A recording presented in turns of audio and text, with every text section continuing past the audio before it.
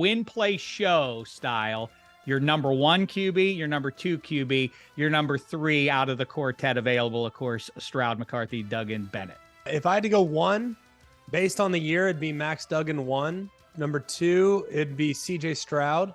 Number 3, it'd be Stetson Bennett. Number 4, it'd be JJ McCarthy. So TCU, Ohio State, Georgia, and finally JJ McCarthy, who's asked to do not as much at Michigan as some of the others. I still think he's got crazy talent. He's just a little bit younger than the others. You have a couple veteran guys, one guy that's probably going to be a very successful NFL player, and then JJ McCarthy, who might in time maybe exceed what even the guys in front of him have done. But at this point, his development probably not asked to do quite as much as some of the others.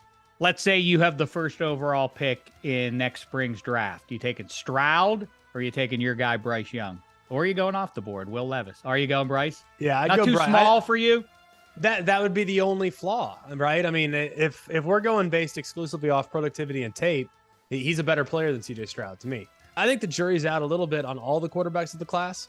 Obviously, Bryce Young, question mark, would be size. CJ Stroud, question mark, would be can he move and negotiate rush in the pocket because he throws from a clean pocket all the time.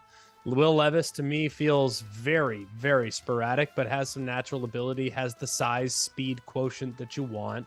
Anthony Richardson might have the highest ceiling of anybody, but he's very hit or miss at Florida. Not a guy that I'd be real thrilled about maybe, bringing into the fold.